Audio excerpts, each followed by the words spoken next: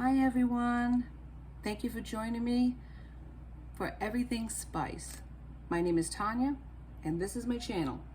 And today what we're going to make is Portuguese soup. Now, there are as many Portuguese soup recipes as there's Portuguese people, and that's a lot. But this is my version of it. My mom had a different version, but I want to show you my version. And you can, if this works for you, awesome. If you want to add stuff, you could certainly do that. I'm using a Portuguese extra virgin olive oil to make it authentico, but you can use whatever olive oil or oils that you have. If you don't have olive oil, you can certainly use any oil will do. Vegetable, canola, whatever tickles your fancy. So I'm just gonna zhuzh it around the pan. And the first thing I like to do, I got this wonderful, oh, look at this thing. Look at this. Look at this. This, believe it or not, is a soup bone. And I got this soup bone from a local farm in my area. They actually butcher their own beef. It is marvelous. Ooh, did I use that pun? It's so bad. I can't help myself. All right, so what I'm gonna do is brown this, and you're gonna hear some sizzle, because I heated up the pan first, just to ensure that for you. All right, let me get all this wrapping off. They got so much wrapping on this beef. It is just fabulous. Hear that sizzle? Sizzle, sizzle, sizzle. I love it. So what I like to do is I like to wash my hands, is I like to brown the bone and the beef, because there's not a whole lot of meat on that. There's a lot of meat on that one, I should say. I'm lying. That's a lot of meat. Usually soup bones just have a bone. They actually call this a soup bone. What? It is actually a soup bone, my friends. All right, so what I have for this is the start of it. I have onions. I'm gonna chop them up. I got potatoes. I just got a few potatoes. I don't have a whole lot of potatoes for this, but you can use more or less depending on the size of your family. I also have some, oops, I have a runaway potato. I also have some cabbage here. So I'm gonna use a half a head of cabbage. You can use a whole head of cabbage. I got some beef broth, and that makes the recipe really tasty and delicious. All right, so that makes it extra delicious, as I just said. And here's the sizzle, it's so fantastic. I'm gonna brown all sides. Let me see if I can get you over here so you can look inside the pot. Come with me, my friends, to the pot. There it is. Okay? So this is my beef. And I'm gonna brown all sides of it. So that way we have this beautiful thing. And brown these bones, this bone too, because it's all that gorgeous marrow that's gonna get in there. Come on, let me see it. See that marrow? That's awesome. And that's gonna make this soup really rich and delicious. And even though it's not gonna cook forever, it's not like all day, it's gonna taste like all day because of this bone marrow, because of this gorgeous soup bone, and also for the broth that I have. Let me get you back over there, okay? Hang on for a minute while I turn this beef. I really want to brown that beef and make it so good, because that is what's going to give it impart flavor. You could throw it in and throw everything else in, but there's something about, I don't know what it is, about browning this bone before you put any ingredients in that just elevates the whole thing. So I'm going to brown this up, and then I'll be right back to start continuing the chopping and the presentation. So join me in a moment. All right, brown the beef and then drop it back in the pan, because it's slippery, my friends. Brown beef, that's what you want. All right, so once it gets that brown, we're gonna start putting in our other ingredients.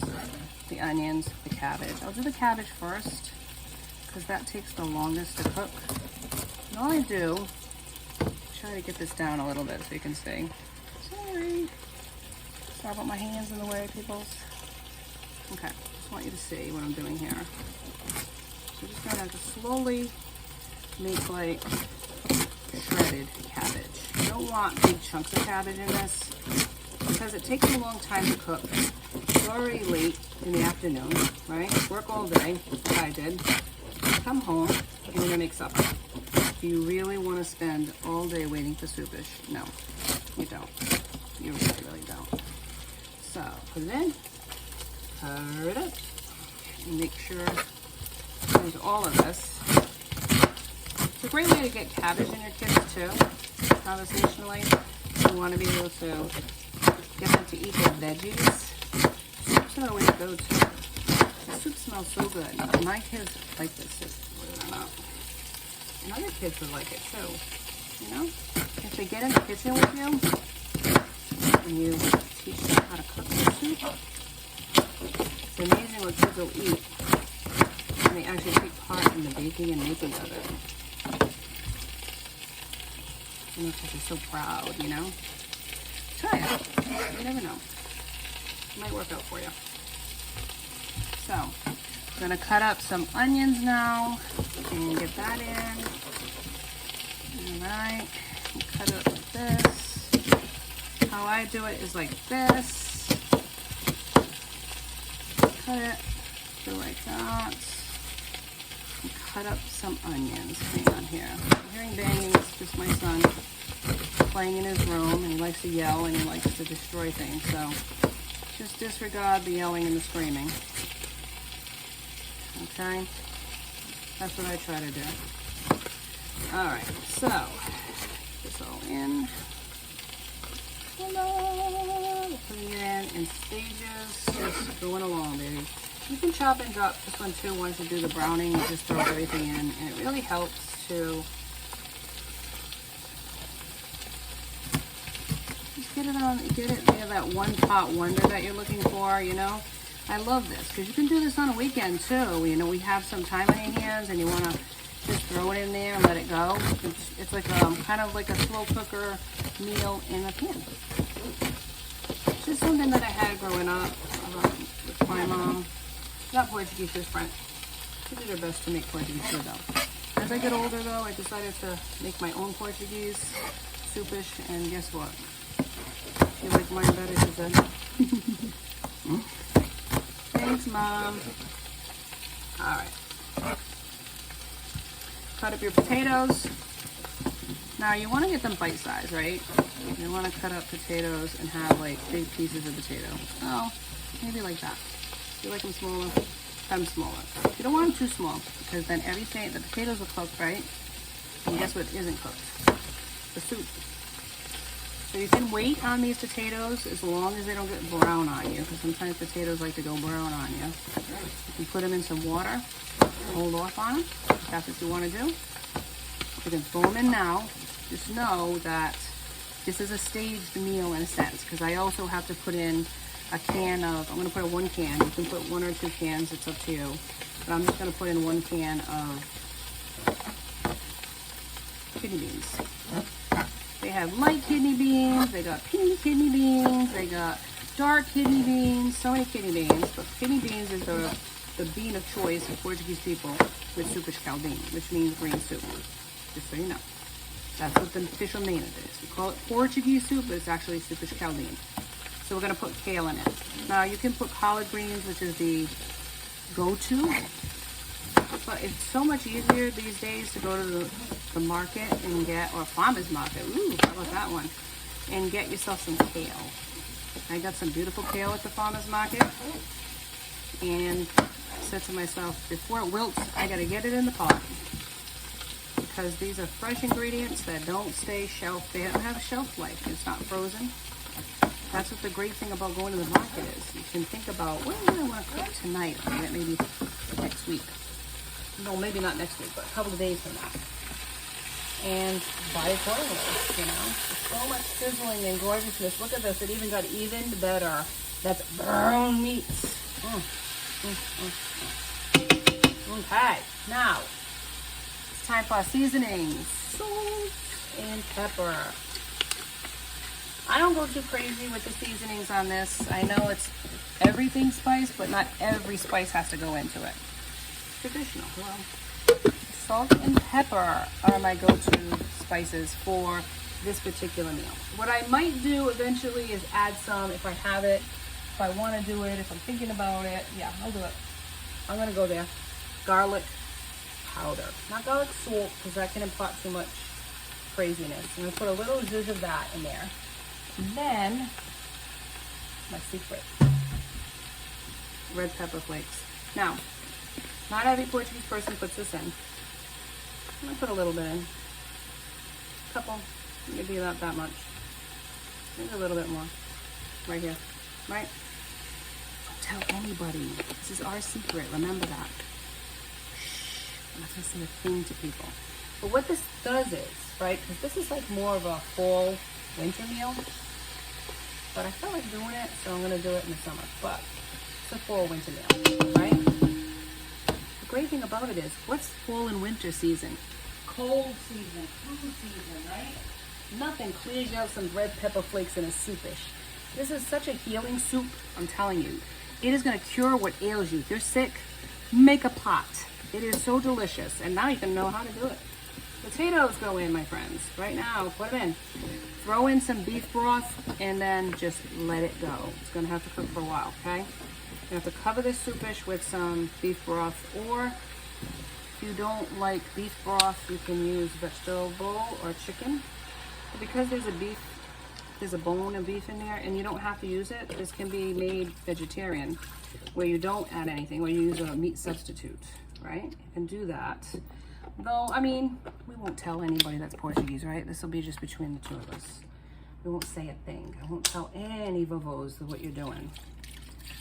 So, they will get mad at you, you know? And you don't want a vovo mad at you. Just saying. All right, so cover it up. Cover the potatoes. Use some water if you have to use some water. Let me get some water. Use some water here to fill it the rest of the way. You have to completely cover it because it's soup. It's not a stoop, it's a soup. And then you want to cover it just so you don't want too much salt. There you go. You're going to cover it to the top because this is going to cook for a while. And you also have to make your kale or your greens. Your greens have to go in. So you have to have enough room and space, right? You can't and the potatoes have to boil and cook, and then all of that deliciousness has to take place and happen. So let me bring you to the pot.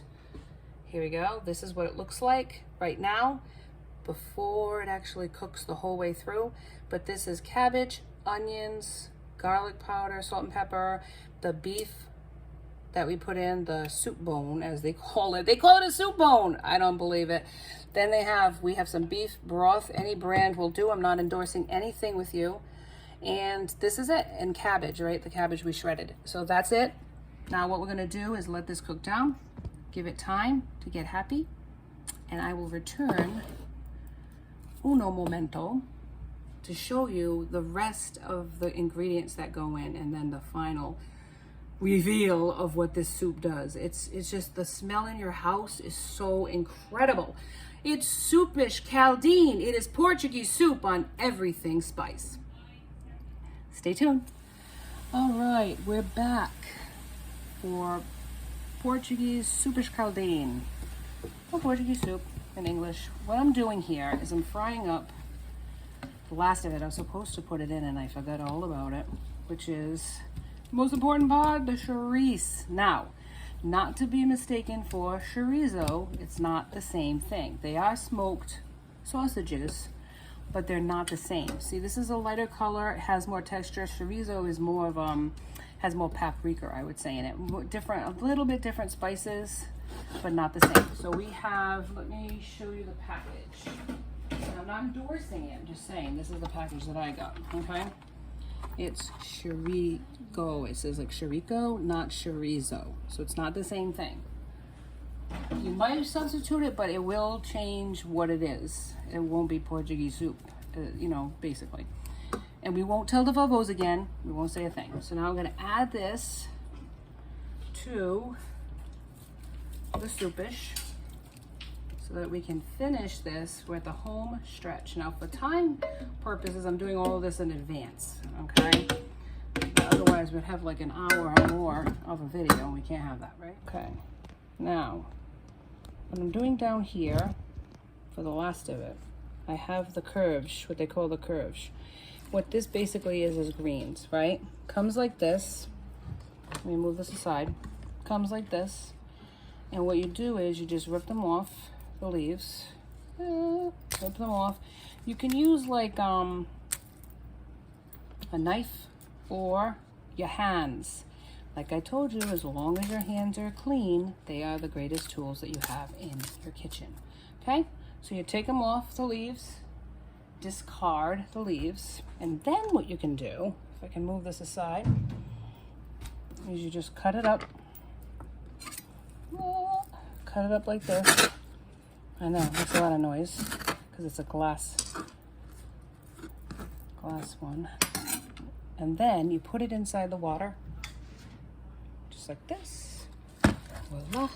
And then, so that any dirt or anything that's in it sinks to the bottom, okay? We'll leave that to sit for uno momento while we work on the meats. We got this meat here. This is from the soup bone. So I'm gonna cut the meat, whatever meat you have. It's not gonna be a lot because think about it, it's just a soup bone, right? So you're gonna have a lot of meat with that, which is okay. As long as there's a little meat in there, that's all that matters. And it's a tough meat. So some of this will just have to go to the dogs, you know? Cut whatever meat you can cut. Try to cut it against the grain. See the grain? You cut it against the grain. And if you can, wait, you can't even see what I'm doing here, can you? I'm so sorry.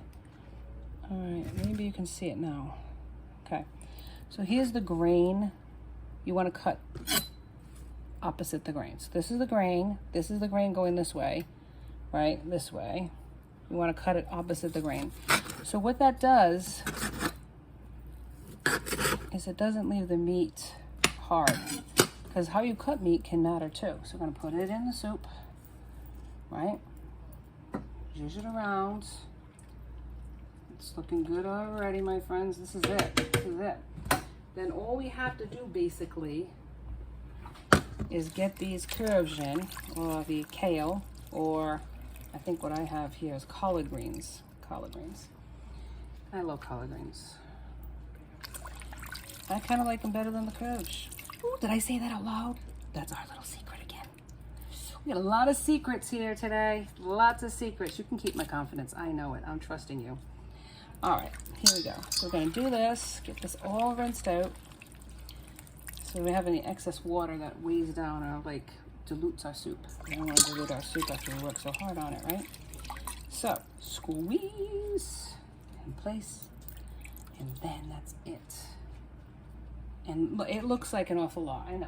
You can look at it and you're saying to yourself, wow, that's an awful lot of curves. And it is. But I like an extra lot of curves in my soup. What's going to happen is, as you cook this, right, because you're going to let this cook for a little bit more before we do the reveal, okay? Come over closer to the pot so you can see what's in it. Let me see if I can see it. The lighting might be a little off, but you get the gist of it. There's the curves. I put some also here, can of red beans in it as well. So there's a can of red beans, there's chorizo, there's potatoes, cabbage, onions, and of course the kale, all these, and then the chorizo, not chorizo, okay? Not chorizo. And then what's going to happen is this is going to sit in in this liquid, okay, in the soups. It's starting to look like a stoop, which is the, what is it, a cross between a soup and a stew. But it looks so fantastic, and the smell in here is so amazing. You're going to love it. So I'm going to cover it up. Cover it just like that, just like that, just like that. And then we're going to let it sit till the greens wilt just a smidge. And then what we're going to do is we're going to serve it. So just stay tuned. We're at the home stretch of this Portuguese soup phenom. Portuguese soup phenom, okay? So just give me a minute and I'll put this soup together and I'll show you the final product. Ta-da! Now this is a Portuguese soup. It has it all. It's rich. It's flavorful. It is gorgeous looking. I highly recommend you try it for yourself. It is so beautiful. I thank you so much for joining me today as we created Portuguese soup together. Please like, subscribe, and join me next time for Everything Spice. Be safe, everybody.